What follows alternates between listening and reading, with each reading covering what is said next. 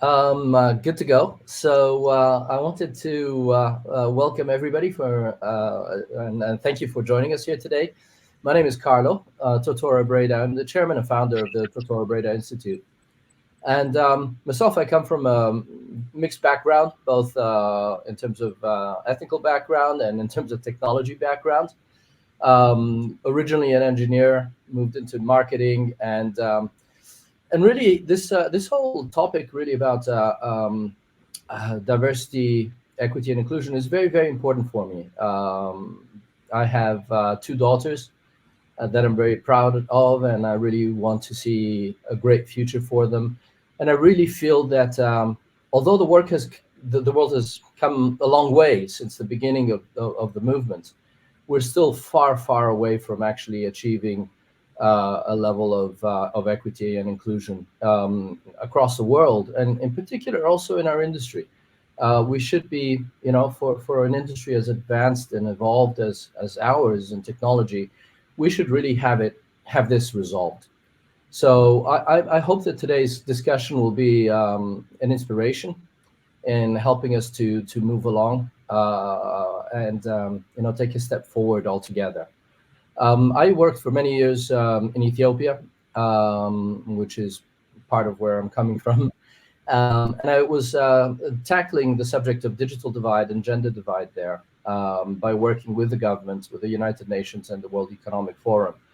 And so really the inspiration for the think tank, the Institute, comes from some of the experiences that I had whilst working there and seeing public-private partnerships potentially work really well and successfully. So that said, on behalf of the Institute, I'd love to welcome you all, to thank you for joining us as we celebrate this year's International Women's Day. I'm really honored to host this distinguished panel of women who are making huge strides in their industry. Diversity, equity, and inclusion is critical to our ethos as we advocate for this much needed positive change. The statistics, as I said, are still a little bit depressing and are showing a gender unbalance in our industry, which is frankly still a little bit shocking. So we need to look at why there are deeply rooted biases at a societal level, but also sometimes at a family level. These things need to be looked at also within, let's say, the nucleus of the family and the way that society brings up the next generation. So I'm fascinated by what will come out of today's call.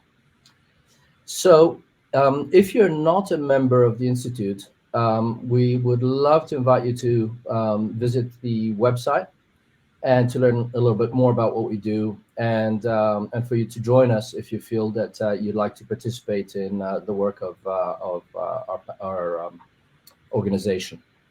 We are a California 501c3. I would like now to briefly introduce each of the panelists, and then I will open the floor and let them talk a little bit more about themselves and their background as we then start really tackling some of the big issues of today's conversation. The first panelist I have the honor to welcome today is Vanessa Russell. Vanessa is a beacon of hope. Vanessa's journey from a dance teacher to a crusader against human trafficking is nothing short of inspiring. As the founder of Love Never Fails, based out of California, Vanessa has dedicated her life for the restoration and protection of trafficking survivors, touching lives through education, housing, and job training.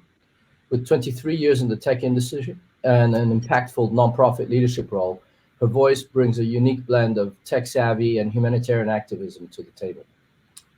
The next panelist is Jennifer Gold. Jennifer is somebody I've had the privilege to know for a number of years now. She is the Cyber Sentinel, a cybersecurity leader known for her dynamic role as president and board chair for the New York Metro Infraguard chapter. Her alliance with the FBI and her background with the U.S. Marine Corps Cyber Auxiliary exemplifies her dedication to national defense. Steering the threat intelligence team at Apollo Information Systems, Jennifer safeguards election security and is at the forefront of AI and cybersecurity advancements. Her recognition from prestigious bodies, including the White House and the Pentagon, underscores her influence and commitment to digital security. This last year in October, Jennifer was awarded the President's Call to Service Award, issued by President Joe Biden. And we're very, very proud to have you with us. And thank you for all that you do for the United States. Thank you. Jessica Gulick is our next guest, an accomplished leader in the cybersecurity arena. Jessica has got a tremendous energy, and we've had the privilege of working with her before. Uh, she has a 25-year tenure in engineering and is a pioneer in cyber talent development. She's the founder of Play Cyber and US Cyber Games. Jessica harnesses the power of gaming to solve the cybersecurity talent crisis and to foster an inclusive community. Her presidency at the Women's Society of Cyberjutsu and her educational initiatives underline her dedication to empowering the next generation of cyber experts. And Gina Tomlinson, the IT maven, Gina Tomlinson has carved her name as a formidable force across various sectors with a visionary approach to technology. From serving as CTO to the City and County of San Francisco to founding T5 Solutions, her expertise has powered governments, nonprofits, and SMBs with cutting-edge tech solutions. A champion of privacy and innovation, Gina's accolades as a leading woman in business and her active role on advisory boards spotlights her influence and thought leadership in the tech world. So, this said, I'd love for you to maybe we'll take it in turns, and maybe you could add a little bit color to your background, and maybe share with us what might have been a defining moment in your career that has enabled you to really be where you are today. Would you like to start, Jennifer? I see that you're unmuted, and I'd love for you to kick this off. Thank you so much, and thank you for your very gracious introduction. It's a complete honor to be here among these incredible women, so thank you for including me today. So in thinking about my career, I've had many moments of inspiration and many moments that I could look at that define different aspects of my career and call to service. But I think looking at some of the most challenging and difficult moments, when I look back at those, losing a job, for example, and I think that's probably a good one to touch upon because I know in the tech industry, people have been really impacted. So going through an experience like that and having to pivot and realizing that careers are not always meticulously planned. And sometimes you have this moment where you have to step back, regroup, and just have complete trust in your skills and how you move forward.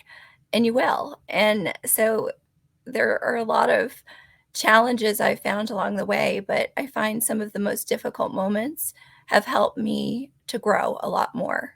So I just encourage people to kind of embrace unfamiliar territory and new beginnings. Thank you, Jennifer. That's a lot of inspiration already.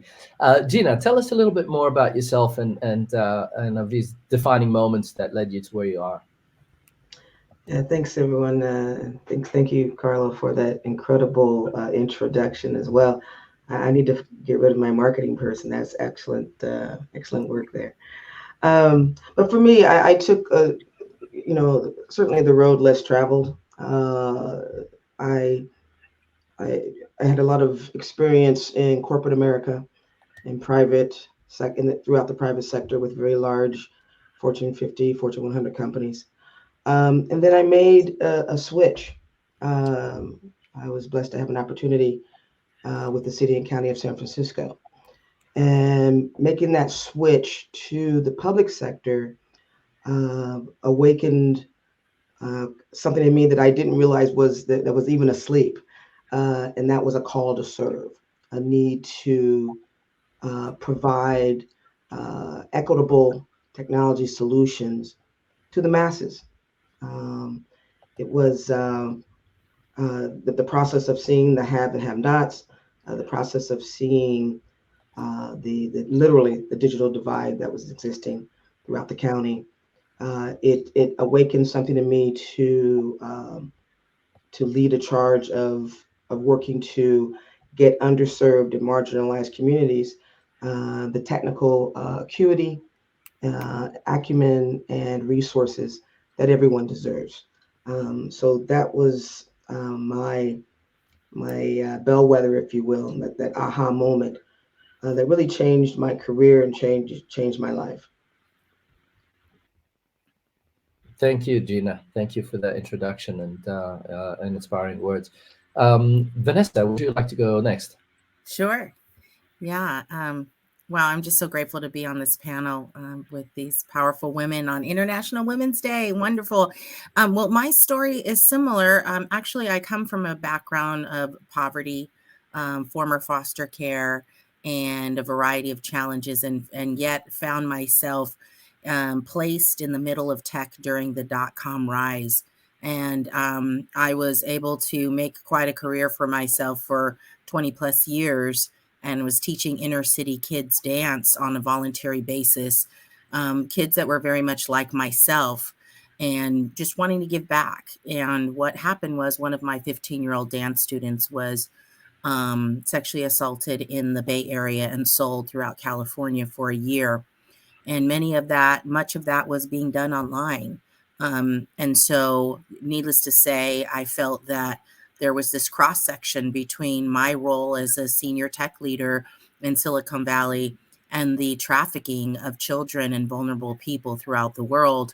And since that time, almost 13 years ago, I've dedicated my life to finding ways to bridge the tech community with the underserved community and trafficking survivors. And that has blossomed into a whole lot of different things. It's very interesting, the intersectionality that you might not realize there. But yeah, that's how I got started. And for me, it's very personal. And it is also, I think it's a responsibility for us that work in the tech world to think about the ways in which our solutions and our products and our mindsets may be impacting the most vulnerable in our community. So yeah, thank you for having me today. I'm so excited to be here. No, we're honored to have you here. Just before I pass on to Jessica, just wanted to ask you, Vanessa, if you could maybe share with us just a little bit more about what Love Never Fails Us actually does, and how the audience and ourselves can help in your mission. Absolutely. So Love Never Fails is a 501c3 based in the San Francisco Bay Area. We have a national footprint now. We have housing. We have 6 houses. And then we have an outreach center that has housing. So 6-7 houses, 40 plus beds that we provide to survivors of human trafficking, to other impacted groups as well. We have a youth house for girls ages 12 to 17. And we don't just provide housing, but we also have something that's called IT Biz Tech Academy. So we provide technology training for survivors and other underserved community groups around different technologies like Cisco systems, Microsoft, Google, Agile Scrum Master. And we also find missing children, missing adults. We do a variety of things, outreach. We hope to be reaching about 15,000 people in the Bay Area this year. And so all of it, again, it works together to provide safety and care and love to the community. And we hope that translates into, minimizing the vulnerability of people to human trafficking. Well, I'm really humbled by that, and I applaud that effort and that work. And I'd just like to point out to everybody that we can see the website next to your name. So let's visit the website and do what we can to support Vanessa's work. Jessica is also somebody I've had the privilege and honor to know for a few years now. And Jessica's got tremendous energy, incredible business acumen, and inventiveness. And this efforts that you led, particularly the one that I've come across personally, the US Cyber Games, is nothing but incredible and inspirational. and everybody knows about it now. And so, how did that come about? Tell us a little bit about yourself, and tell us how you came about to creating such an incredible, transformational idea. Thank you so much. It is an honor to be here today. Thank you for inviting me to be part of this esteemed panel. It is so enlightening to hear other women's stories and to share them in many ways. Over the last 20 years of my cyber career, I've had the honor of being part of very diverse teams, if you will, from operational teams to policy teams, penetration teams, and just kind of watching how cybersecurity works and operates and how it makes a difference in everybody's life. And during that time, I was also exposed quite a few times to the positive impact that games can have on cybersecurity. The folks that are just starting to get in or have been in for a while and keeping their skills sharp. But along the way, some things started to change and happen in my life. And that was also being laid off, losing my job. So Jennifer, I can appreciate what you were sharing with everybody, which was beautiful. During the time when I was laid off, I actually had the opportunity to slow down.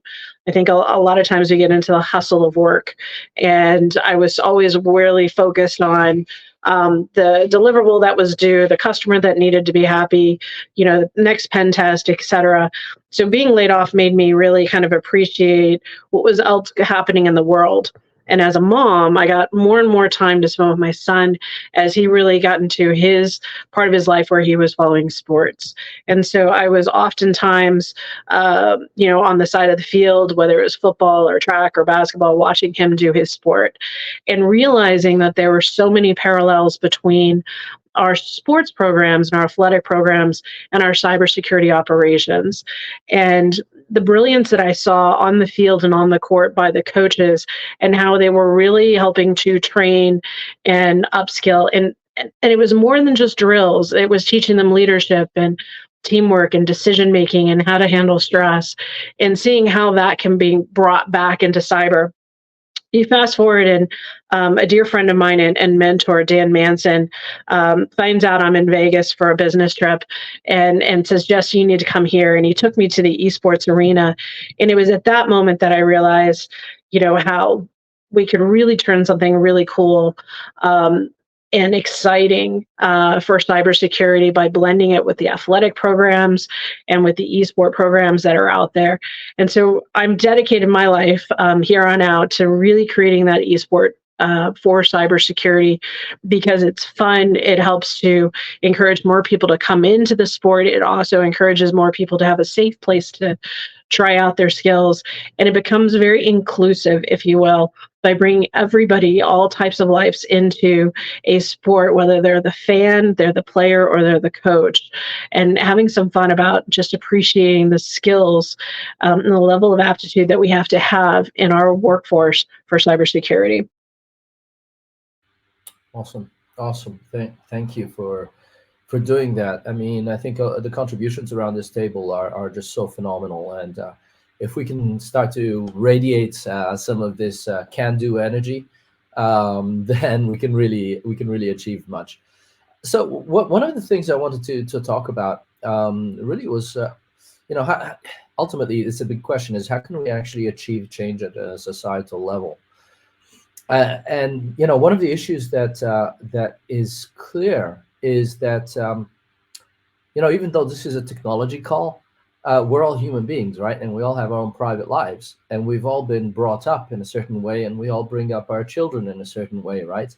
And so one of the big questions for me, really, and one of the areas that my research has sort of led me to is really understanding how, wondering what we can do to remove the bias at home, because sometimes there is bias in the home, and parents, even unconsciously, will lead the boys and girls to develop differently in different areas. There's been a lot of research done recently, and still today, a lot of parents will incentivize the boys to go into STEM and incentivize the girls to go into, let's say, languages or arts or something like that. And what we want now is more equality in STEM, in particular in cybersecurity. It's fundamental that we have an even playing field, that we have the contribution of women at least at the same level. We have to achieve that. So, perhaps, we might think that we're more enlightened and we do a better job with our kids. Perhaps we do, right? But overall, the nation is large and the world is large, and these prejudices and these biases are there in the homes. So let me just open the floor and ask you if you guys have any ideas as to what could be done, what should be done. Is it true that there's a problem, and what could be done? Anyone? I'm happy to start this off. I am not immune to this bias. I have done it myself as a mother, and I had to recognize that. One of the things that I realized watching sports and watching girls play sports versus boys play sports, right, is that we unknowingly, as parents, we tend to focus more on, with our daughters, perfectionism, and with our sons, perseverance, right? Go ahead and just throw yourself out there and go try it, and just, fall on your face. And it's okay if you get bruises and dirty. Just, son, go figure it out. With our daughters, we're like, make sure you look good.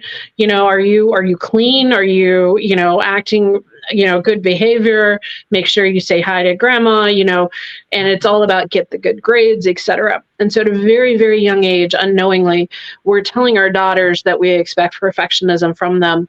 And so when they come into an area such as STEM and they don't feel that they can succeed right off the bat, there's this barrier of entrance for them, because they want to go where they're going to succeed. And so I have a daughter and a son, and I did not realize until I came to this understanding that I had done that with my own daughter, and I had to unravel some of that myself, to say, no, I want you to fall on your face. It's okay if you fail. It's okay if you get bad grades, or if it takes you a little longer, as long as you're putting yourself forward, as long as you're trying, right? As long as you're putting the effort, and really kind of persevere through it. I did not understand any of that until I started my own business and realized that with business and entrepreneurship is all about just continue to try, right? Perseverance.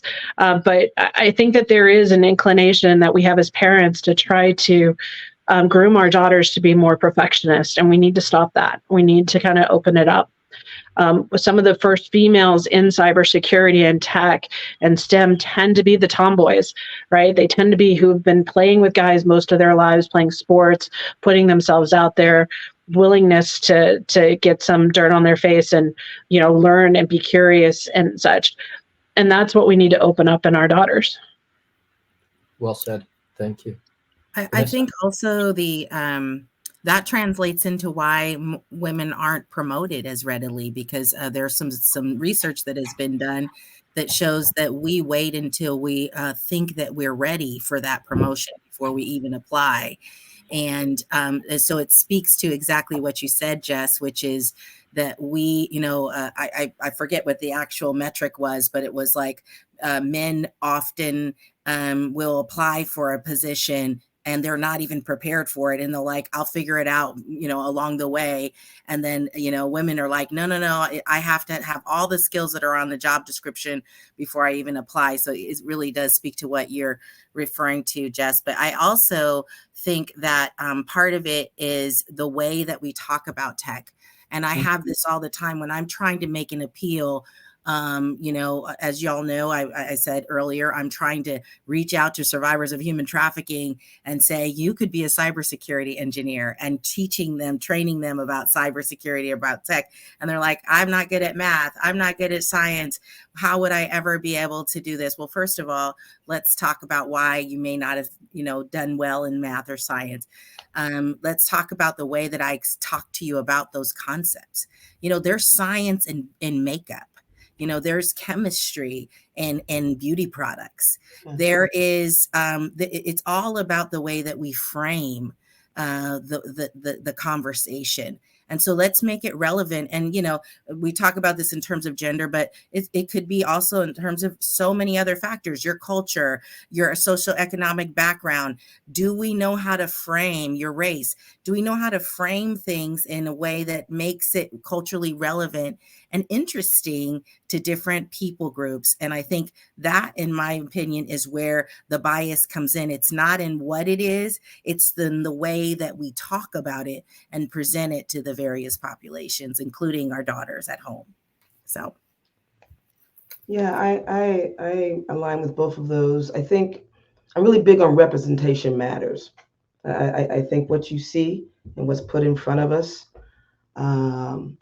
people resonates with some people. And I think certainly when I came up, there weren't tech leaders that looked like me in any fashion. And one of the things that I really embrace in my role as I grew as a tech leader was to ensure that I put my faces in places where marginalized and underrepresented don't go and don't look at.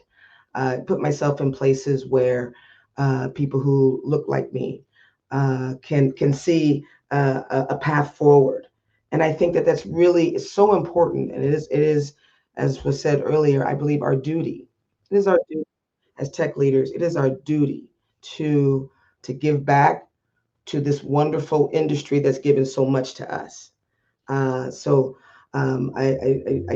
ways to get involved, ways to show your face and show and represent in areas that people just don't see us. So really strong with me. I push that forward a lot.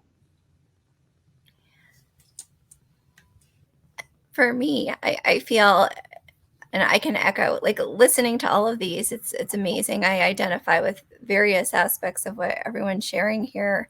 I'm a mom of 2 sons, and as I've raised my sons, I've done my best to lead by example and call myself out to walk my talk and really look at letting go of my fears, going into the unknown territory, deep end of the pool, and teaching that to my sons to not tell yourself terrible stories or don't tell yourself what you can't do. Remove that fear of failing and understand that we will, when you don't look at things like a failure, look at them as lessons learned. And we're always in the state of iterating and, also to chase your passions and what you truly care about, because I found my own mission and my own calling in this field. And I encourage my sons, as they're now young men, to chase the very same things that call them. And that's what I always tell them when they ask for career advice. And I think teaching people to be who they are unapologetically and just supporting them as a parent and supporting their interests and curiosity is a great thing. And I also feel really fortunate to have a dad who is such a champion, who during my toughest moments and in my career just kept reminding me who I am and to cheer me on and just keep moving forward. And so I feel really lucky in that way. But it's true. I think from a household perspective and the bias, I think it's really difficult because women tend to have these roles as caregivers. And so I'm balancing a career with raising my children, as a lot of women are. And that's really a lot. It's hard, especially during the pandemic. It was really tough. And so I think we need to look at, someone said the nucleus of the family. We need to look at the nucleus of the family and that structure and realize more balanced life in terms of how we parent. And then, I think a lot of women, and I've observed this, and maybe early on in my career, I felt this way somewhat as well, but not be apologetic that I'm a parent. I'm working and, I'm so sorry. I have to take one of my children to a doctor's appointment or do something. We're raising humans, and it's a very important job for humanity, for life. And it shouldn't be something that we have to apologize about. So I think really that's another thing to look at. Thank you, Jennifer. That's powerful words indeed. I think, as you were saying, one of the things that is the greatest detractor in all this, or the greatest break in the process is fear. I think you really, highlighted something really important there, because it's the fear as an individual, as a child, is, there's that fear of making mistakes, of appearing, foolish, or that sort of thing. As a parent, though, however, you also have the same sense of fear, and so maybe what you do as a parent, and the reason for the bias, is that you try to, your frame of reference is how you grew up and how the world was when you were growing up, and you're trying to kind of direct your children in what you had understood to be the safety of the world that you grew up in, and there's that fear of the unknown in the future. I think that fear is a big factor, and I think when we really go to the core of it, I think that's one of the things that we really need to look at, is how to enable the next generation of humanity to grow with less fear. And it's funny, because that's not necessarily the correlation that you would make on International Women's Day, is to talk about fear. But I think it's an important emotion that that does actually, create bias, and actually create. At the end of the day, fear is what creates conflict as well. Let's face it. It is really one of those things that needs to be conquered in our own personal lives. And I don't know what the answer to that is, but it certainly is a direction that we need to take. Maybe, Vanessa, you might have come across, the concept of fear maybe a little bit more than the rest of us, because of the work that you do and the vulnerable people that you work with.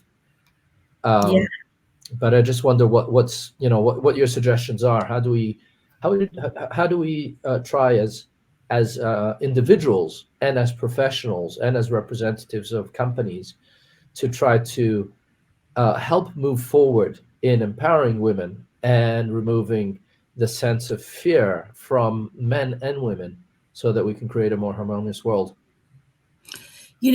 We had a situation last year where we worked with a government agency to support 3 single mothers that were very high risk for human trafficking in entering into the tech world. And sadly, the 3 of them were not. They were in a long-term internship, and none of them were placed at that particular location. And now we are working with a couple of men in that same environment, and I feel very confidently that they will be placed. And really, the difference between the 2 experiences is that the confidence level of the students. And so what I find is we have to be such cheerleaders for the women that are in this space. Half of the time is teaching the technical skills, but half of the time is teaching them to believe in themselves, to overcoming the barriers that people have spoken over them, that their experiences have told them. In my case, when powerful men are purchasing someone who is a fragile 17 or 16-year-old, and then you have to actually work in the tech space and provide them tech support. I don't think people appreciate what that does to you psychologically, to know that someone who looked like this person, someone who, had a similar demeanor or wore a business suit like this person, was once, not that person, but someone like that purchased me. And just 5 years later, I'm providing them tech support or consultation. And so there's a psychological barrier to overcome. There's a confidence barrier to overcome. And yes, as you said, Carlo, as you said, Jennifer, there's fear. there's real fear. And one thing I want to do is not gaslight, women in this situation and act as if they aren't having to overcome some of the societal barriers that we've put up and things that we've taught women about staying in their place, about being appealing. I mean, there's a reason why we want to look pretty when we're playing basketball. It's because we want to get married. We want to have, we want to have a family. And if that's what people define as beauty or define as being a woman, is that, you curtsy here, or you wear nails, or you do your hair in such a way, then you're never going to be, available enough and confident enough to do what it takes to get your career to going and even to the next level. So there's just all of these, fear-based barriers that we have to overcome. And what we need, to your point, Carlo, that we need to do as a society is to say, you know what, I see you. I see what you have. You may not see it, but I do. And I'm going to take a chance on you. I'm going to invest in you until you see yourself. That's beautiful, Vanessa. That's words we have to inscribe in marble. Look at people and look at their. We talked about this in the past in our organization. Is to look at people's highest unmanifested potential, and to say, yeah, that's where we're going. That's the real you. Supporting people in that way. There's an excellent question here on the from the audience that I'd like to tackle. Are there any recommendations for those women seeking to break into cyber or transition from a non-STEM career to get their first opportunity? What areas are truly needed, and at what entry level is the transition point for women? Could anybody attempt to answer that? Go ahead, Jen. Jennifer, yeah. Jennifer, then Gina. Yeah. So one thing, so people ask me this question a lot, and I've actually put together a list of resources of different ways people can explore and get free training and start to look at what some of the options are. But one thing I think that's really interesting, so I started out as a psychology major, and the work I'm doing now on the intelligence side, certainly a lot of the skills I have in psychology come into play just as much as my tech skills. And we need people from diverse backgrounds who have diverse thought, diverse experiences. And there are so many different backgrounds that are wonderful for cybersecurity and bring in those perspectives. And so coming from a non-traditional tech background is great. And I think people need to understand how we recruit from a larger pool of individuals. Sometimes it's disheartening to see on LinkedIn the ways in which people are recruiting. And I think if we embrace this concept of really extending out, and I was listening to you speak about dance before, and I've spoken before on how I could correlate the attention needed for attention to detail needed for ballet, and how you can almost bring that over to the cybersecurity side and relate the two.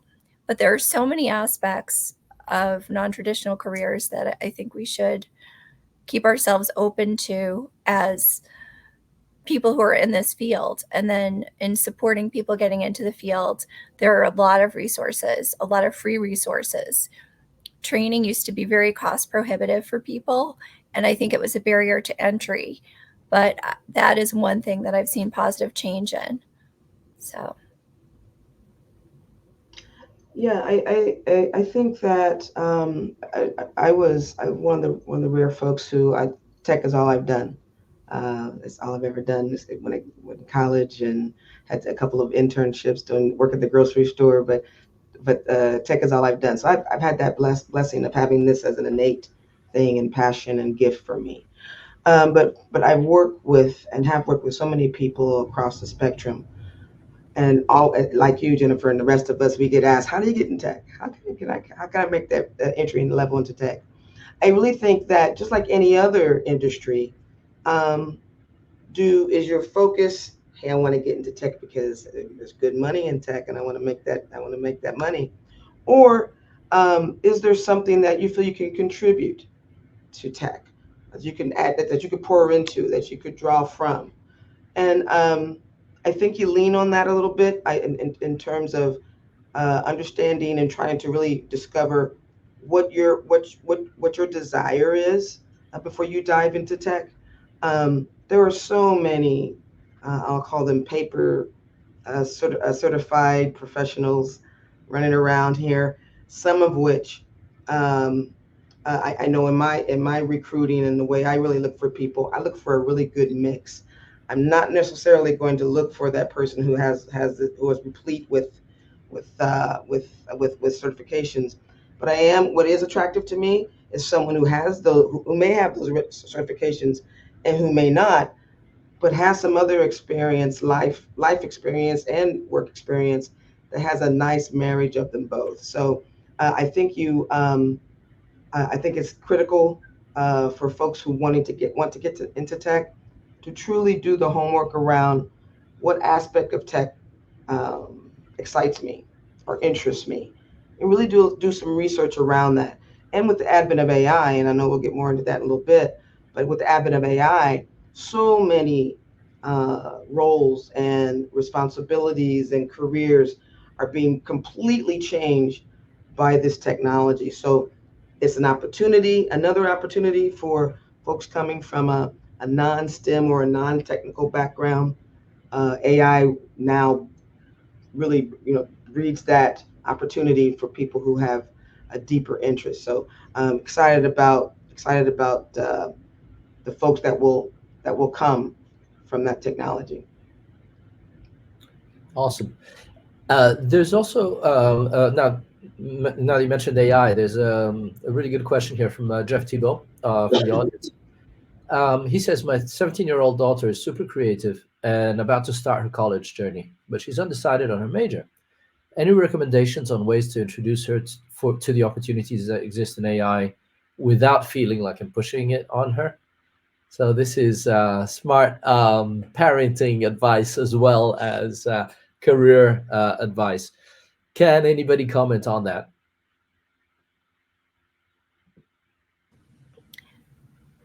Well, Go ahead, Jenny. I think if she's really creative and interested in things, you could look at aspects of AI tools and things that are out there and just bring some things up for her to play around with and explore.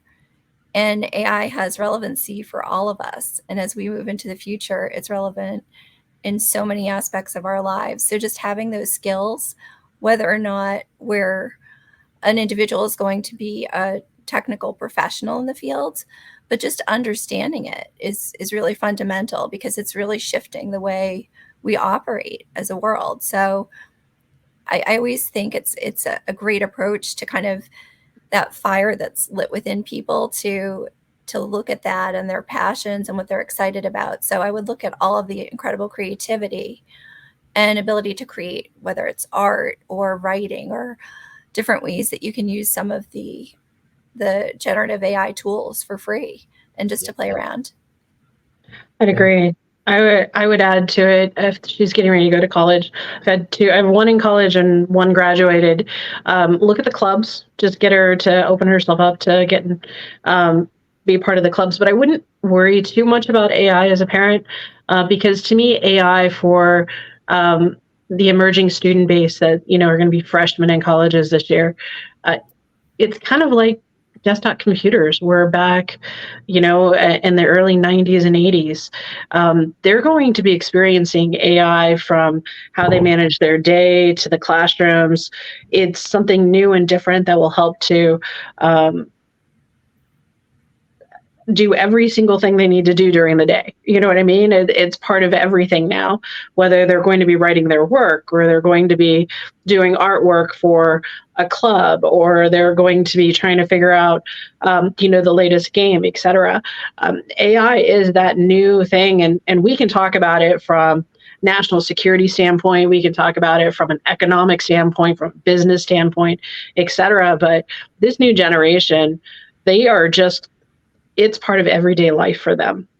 And so I wouldn't worry too much. I mean, watch and have interest. How are you using AI in your classroom? Have good conversations about it with your daughter, so she feels confident, she kind of sees it. Because a lot of times what happens, from what I've experienced, even in cybersecurity with students, is I go to an esport conference like DreamHack, and I talk to these kids walking by, and I say kids, anybody under 24, right, is kind of a kid. And I'm like, hey, do you guys do IT? And they're like, no. And I'm like, do you know how to code? And they're like, of course. It's so, they don't see it the same way we do. It is literally just part of their lives. They can code, they can do all kinds of tech stuff that they see it as brushing their hair. They don't even see it as being different. And we see it as this big career. Just let them, organically expose themselves to AI. It'll happen. The other thing that it's so funny. No, I can code, but I'm not in tech. Right. Yeah, we have a 16-year-old that he codes, and I call him a gamer, and he's like, I'm not a gamer. I play games, but I'm not a gamer. And I'm like, oh, is that like a different category? There's a language that we need to sort of become hip to. But one thing I want to, as a parents that are listening, I want to expose you to is something that's called motivational interviewing, and you can do a little research on that. But if you want to get anyone interested in tech, one of the things that you could do is have a conversation with them about what inspires them, and then explore how tech is infused in every single industry and every single thing that we do. For example, if your daughter is a social justice person, Love Never Fails is in the process of developing an AI advocate app that we plan to have launched in partnership with Develop for Good. And some Stanford students are developing it. And it is going to use AI to make legislation or policy language more accessible, specifically around human trafficking and gender-based violence, more accessible to the average person. And so using it to actually simplify legal language. And then not only doing that, but bringing survivors in to vet content based on it being more accessible. And so guess what? We're talking about legislation, we're talking about laws, but the underlying tech that's being utilized to create that opportunity is AI. And so, if they're into social justice, you're talking about the social justice piece, but yet you are, inherently talking about the underlying premises of AI and the strength that we can utilize. So how can we infuse tech into our conversations without really talking about tech, I think is the question. Really good. So we have a tremendous amount of interaction here from the audience, and really, really pleased about that. It means that it's a really strong topic. There's the last question I see here is, can you talk a little bit about the overlap between AI, ethics, and women? And I would extend that question to part B, which is, could you also talk about why it is so important for women to be present in AI and cybersecurity in a bigger way? I think one of the things that we've heard about AI, machine learning, facial recognition, those types of things, in the recent faux pas with Gemini and such, is the lack of diversity and representation in the development of these tools. It does open up the technology to not be technology for the masses. It's not AI for all, if you will. It is AI for those who conceived and did the programming and development of the tool. And these tool sets aren't fully demonstrating and leveraging the good things that it can do across the board, across various diverse populations. Now, so with that said, I think it is imperative that women, people of color, play in this narrative. We can't just be consumers of technology. We have to be able to actually contribute to the technology that we are consuming. So with that, we have to have these conversations, be on boards, be on panels, be in with these organizations that are developing this powerful technology, and ensure that it is a clear makeup of folks across the board. And I think that that's just a loud calling for women and people of color to jump in. I think these organizations should make it their mission, the critical mission, to bring that audience in. 100%. I would add also cyber experts, regardless of, because it has another voice in the AI. It's so fascinating to me, because if we were to fast forward to 10 years from now, we're going to be talking about the systemic issues in AI. Uh-huh. Those systemic issues are forming today. Yes. And so if we want to avoid that, or we want to minimize that, exactly what Gina's saying, we all have to have a voice in how we want to utilize AI of the future. And that takes a lot of different voices, because it takes different perspectives. You know, there's certain things that you have a bias to just naturally as human beings. And so the more voices we can get into the mix to say, hey, what about, we can all avoid Skynet, you know? It's about being part of that process, which I really do appreciate, because it kind of brings in a lot of what we've talked about today, right? We talked about the fear earlier. There's a lot of fear for women and for those that are not AI experts to get into this conversation, because they don't feel like they have a place at the table because they're not an expert. And the reality is, this is a time of courage. We need people to have the courage to voice their opinions, thoughts, and contributions.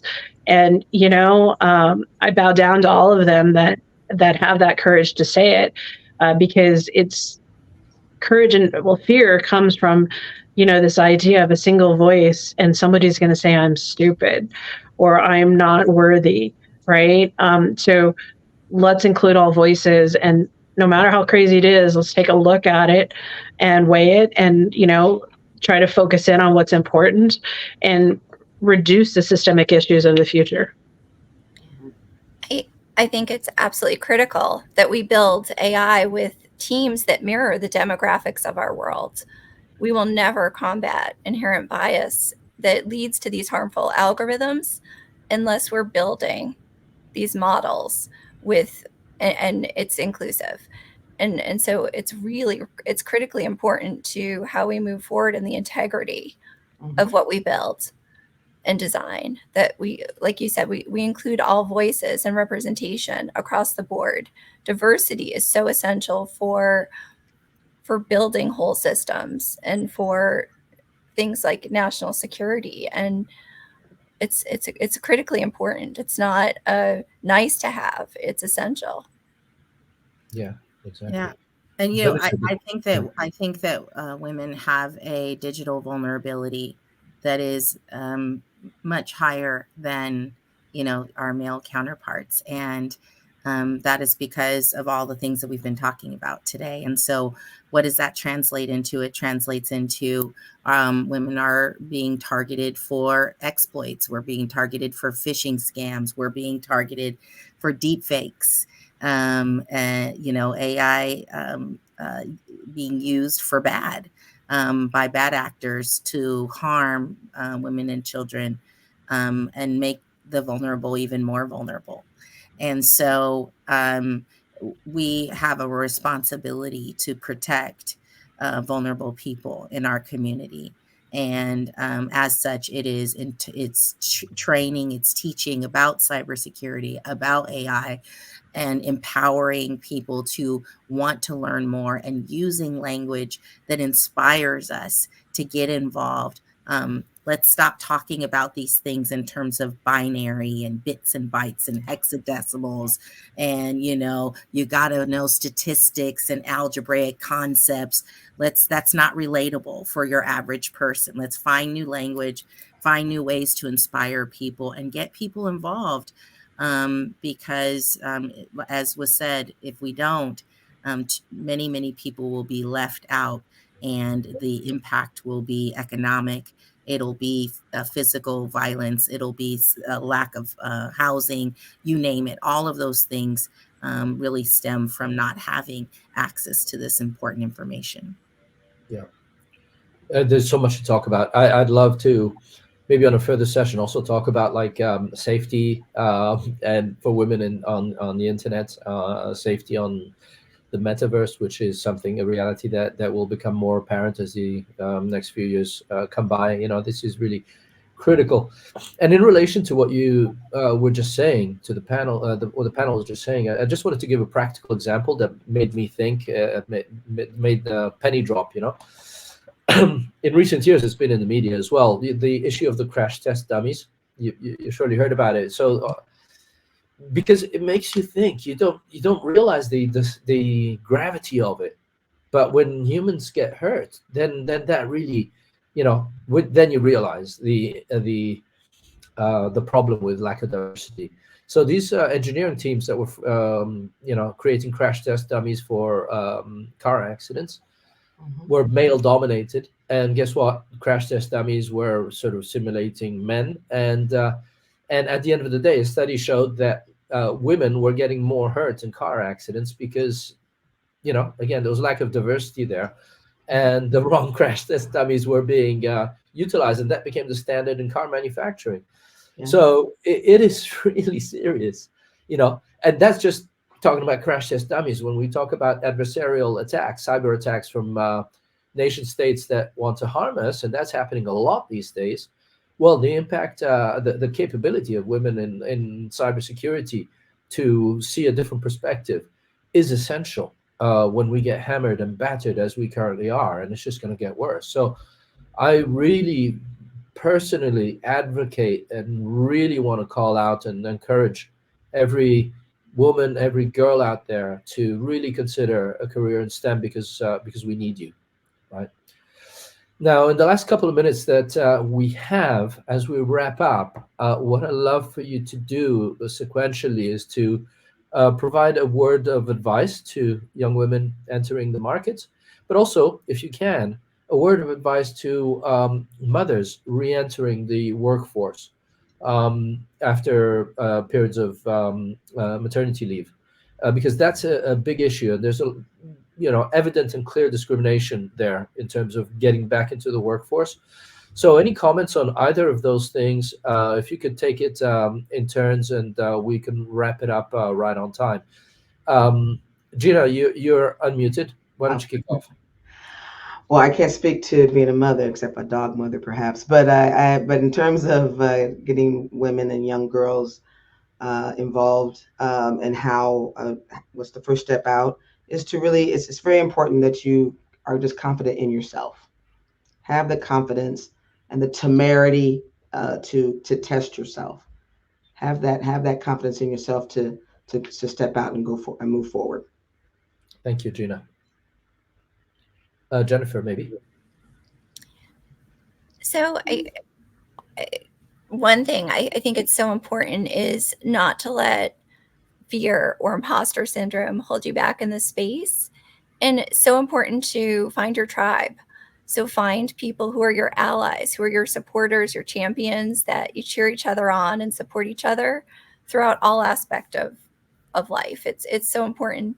But I would encourage young women to embrace their curiosity and their calling and what interests them. And technology is about asking very bold questions and finding even bolder answers. And be brave, be bold, and unapologetic. And it's been such a wonderful experience. And for me, the more I've let go of fear and the more I've just been myself and just being your authentic self, the better off I've been. And in terms of looking at guidance for mothers re-entering the workforce, I think one of the challenges I've personally experienced, and I have found a lot of mothers experience, is that work-life balance and figuring out, how do I take this demanding career and parenting and manage all of it? And so really I look at time management in a different way, and the importance of wellness and fierce prioritization, and looking at the things that are most important to you each day. and focusing in on those. But I encourage people to look at the field. There are so many opportunities, and it's a wonderful field. So Thank you, Jennifer. Jessica.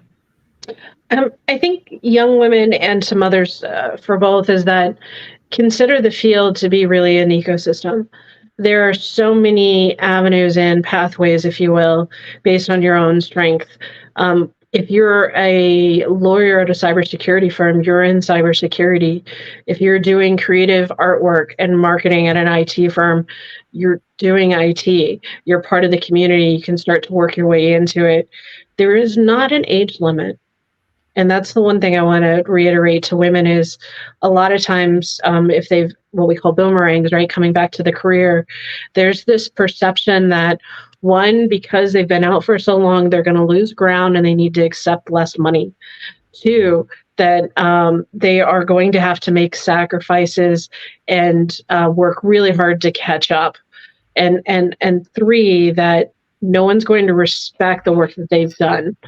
And the reality is cybersecurity is in such dire need right now of talent that goes beyond skill sets, right? If you have a little bit of IT experience and the capability to learn quickly, then you can do a lot in cybersecurity, and you can do it very quickly without a ton of time. So I just want to, take another look at it. The world has changed. One of the questions we didn't ask was, what can these corporations do to bring more young women and mothers back into the field? And one of the biggest things that have happened, and Jennifer, you mentioned this from a negative standpoint, and I totally agree with you, and I hear what you were saying, the pandemic was hard on women, right? We all said it, not taking away from that. But the pandemic did so much for women. The positivity of now men and women are stuck at home dealing with family and kids in this environment while they're trying to do work has made so many corporations have to relook at how they define performance and manage and accept virtual work and everything. It really has shifted into a nice place for women that are coming back into the career. There's more of the acceptance of virtual work is my point, more of the acceptance of shift work or part-time work without the derogatory perspective onto it. There's more perspective on bringing the value and the skills that you need versus trying to be you're looking for that high performer that's going for the salary for 10, 20 years with the company. That old traditional perspective had just shattered with the pandemic.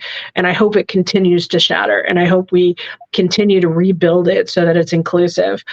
Because one of the hardest things from a diversity standpoint is that 40-hour week.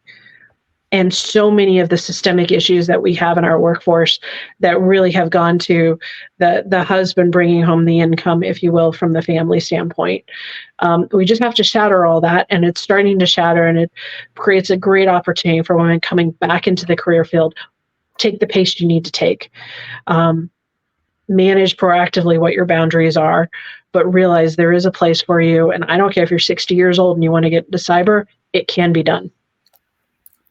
And I'll just say really quickly, just think about what angers you and think about what you love, and let that propel you to look for ways to solve society's problems using tech as a platform to do that.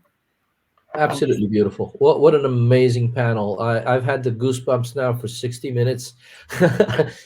Thank you for the gift of your time and the gift of your insights. This has been just really, really incredible. And we will share it on social media. We'll share this on YouTube. Thank you all very, very much for participating. And thank you for to the audience for participating in such a proactive way. Take care and happy Women's Day. Thank you so much. Thank you so much.